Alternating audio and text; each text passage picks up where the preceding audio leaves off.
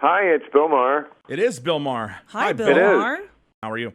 I'm good. How you doing? We are well. Thank you for staying late for me. Well, absolutely. We're honored. We're honored to be joined by you today. So, you are bringing your stand-up comedy act to Omaha and the Orpheum Theater on Sunday. And Yes. I guess what we want to know first is, what can we expect from the stand-up comedy act from Mr. Bill Maher? Well, stand-up comedy is about making people laugh very hard for a long time. If you're doing anything less, you're not really doing stand-up comedy. I mean, it's always fine to be a humorist or a folk singer or a ballerina, whatever you want to do. But I've been a stand-up comic for a long time, and that's what it is to me. I have a television show, which is a hybrid of comedy, and, sometimes we get serious about things on the panel and so forth, but it's mostly a comedy show, but it's not pure like that. Stand-up is pure. You got to keep people laughing until it hurts, until they say after the show, my cheeks hurt, my stomach hurts. You got to hurt people. That's why we say when we do well, we killed. So, the kind of subject matter that I'm interested in is similar to what I'm doing on my show. It's not all politics at all. Of course not. I'm a stand-up comic. But, I'm only interested really in things that kind of matter in life. I'm not interested in the trivial subjects like sex and drugs and rock and roll. I think there's some nutritional value to it as well as being funny. So, I think people who know me from the years I've been around understand what I'm doing. And what I love about doing stand-up these days is that I get much more of a mixed audience politically, which I think is very important in this world today. We are too much in our own silos, right? I think we're too much in our own worlds. We don't mingle with people who don't think politically like we do, and I think we have to. And I think there's plenty of funny on both sides, and you will hear it Sunday night. I think you do an incredible job of kind of poking fun at both sides, especially on your show. And your show just came back since, what was it, April? You've been off since April? Of course, 5 months with that strike, yes. So how does it feel to be back? Oh, so good, so good.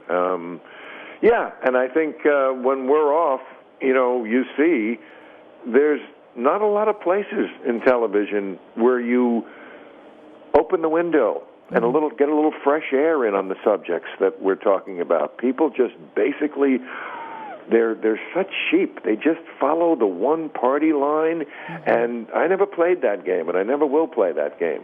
Yeah, I think it's very interesting the way that you kind of go about your show. You're not scared to pull punches or anything like that, which I think is never. No. If once I do that, I would rather quit.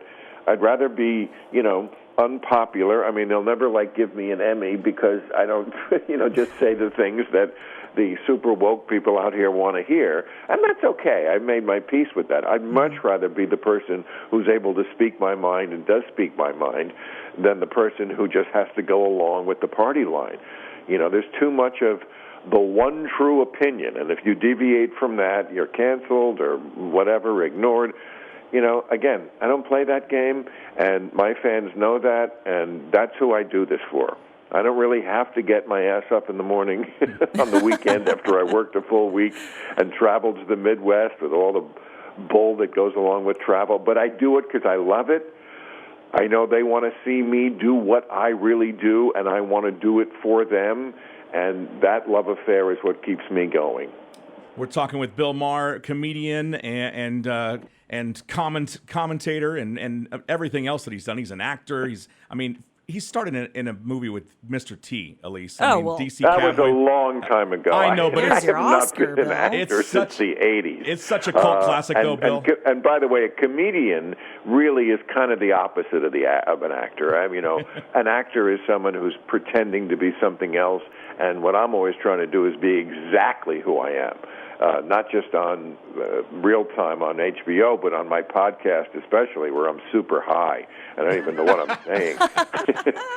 Club Random, if you haven't heard it, that's my. And when you're doing that, when I'm doing that anyway, I just feel fully myself. I'm always trying to get the real conversation that I have in real life somehow onto a stage where millions of people can see it at the same time. It's difficult to do because people get intimidated.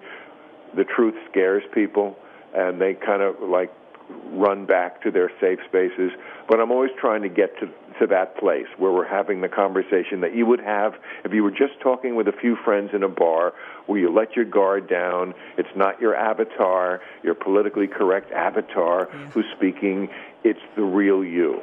That's what we're trying to do, and that's certainly in stand-up, that's the arena where you can do that the best. Because when I do stand-up comedy, these are the people who really want that. I mean, no one comes out and pays a hard ticket price to see something they don't really like. So I know that's what they want, and that's why I would never pull a punch, especially in stand-up. You mentioned Club Random. It says in the description that you include everything but politics. Is that correct? I watched the one with Sharon Osbourne earlier. I didn't really hear anything overly over that, but it's a whole bunch of mix. Well, the conversation at Club Random goes wherever it goes. Now, I had James Carville on last week. Of course it's going to go to politics. That's what we're both interested in. It just doesn't, unlike real time, it just doesn't have to go there. Yeah. And I can have people on who are not political at all. That's not the case with real time. Real time, the guests have to be politically astute. That's almost always what we're doing, except for the top of the show interview. Occasionally we will have celebrities. We'll have, this week we have Keegan-Michael Key on. I don't know if it'll go to anything political with him. I'm sure he's capable of it, but I don't know if it goes there. That's not usually what we do. I mean, our top of the show guest Friday night was Ron DeSantis. Okay, so that's very political. That show is very political. Club Random does not have to be political, and that's what I love about it. It's just me, no preparation, barely know who the guest is, get very high, and go. And it's a different animal, and it's a good thing to have, because in this world, a lot of people who you might want to talk to are not political. Yeah. Bill, I'll tell you what, if we had an hour, I would sit here and I would ask you so many political questions. We would dive right into it. But for now, how do you choose who you have on your show? Well, again, it's mostly a political show. It's a catch-up show. It airs Friday night. It's one of the last shows on television that is what they call appointment television. That's a rare thing these days. People obviously can watch any show they want at any time, and they do, of course, our show too. But it also gets a couple of million people who actually watch it when it's airing on Friday night. That's kind of an anachronism from the past. But I take that very seriously. It's a Friday night show because it's for people. Mostly, I think, yes, there are political junkies who want to watch it because they know everything. But it's also a lot of people who, they're interested in politics. They're interested in what's going on in the world and in the country. But they have kids and jobs. They're busy. They don't have time to follow it as closely as I do. They're going to tune in on Friday night because I'm going to summarize it for them and make it funny, make it palatable. Let's have a little sugar to help the medicine go down. So that's mostly what the show is, and that's mostly how we book the guests. If we like to have a panel, it's a two-person panel, who are just really smart people who can talk about anything. I also favor people on the panel who are not politically indoctrinated one way or the other. I tend to not like sitting politicians because they're too careful and they just spout their talking points. That is not interesting to me. What's interesting to me is a real conversation with real people who are not pulling their punches, who are not trying to just score points with their party or their team. They're really saying what they believe. So in that way, I think it's quite different than any other of those shows. You've interviewed thousands and thousands of people. Who can you tell us who some of your worst guests were? No. Of course I can't. All right, let's flip. But I'll tell you who one of my biggest fans is. I found out yesterday. I got a call from, guess who, of all people? I'm going to say Donald Trump. No. I'm going to give you a hint. He lives in Omaha. Warren Buffett. Warren? Correct. Wow. And so I know. Has he been on the show? I was so thrilled. I've never met him. He just called me to say, I know you're coming to Omaha. It's too late for me to go to the show, but I just want to tell you how much I love what you do. I agree with just about everything you say. We never miss it. We watch it Saturday morning. I was just so tickled. Yeah, and that was really brave of you to answer the phone. Well, I gotta, we went through channels, but he couldn't be nicer. I mean, you would never guess he's like the richest guy in the world. Yeah. Now, Bill, have you been to Omaha before? Of course, not recently, but yes, it's a stop on the tour. All I right. love Omaha. Always did well in Omaha. I love the Midwest. Oh, well, we love having you out here, I'll tell you what. Well, thank you. It's going to be an awesome show. I hope people come out and see it. You will love it. I promise. Now we're dog people here at the radio station, Bill. So I read that you always have 2 dogs. Is that a correct fact? I have always had 2 dogs. When one of them dies, I replace them with a second dog. And we're facing that. That unfortunately in the house. Oh, I'm so sorry. Very soon. I've got 2 ancient dogs right now. We're at that place where they get down the stairs by falling. Oh, buddies. That's okay. I make it a soft landing for them.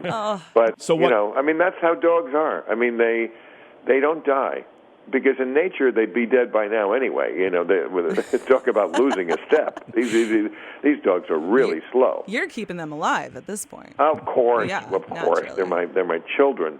But I've known this from my other dogs. I mean, they will hang on until they're not even moving. But if you put the biscuit in their mouth, they'll still eat it. Yeah. what kind of dogs do you have right now?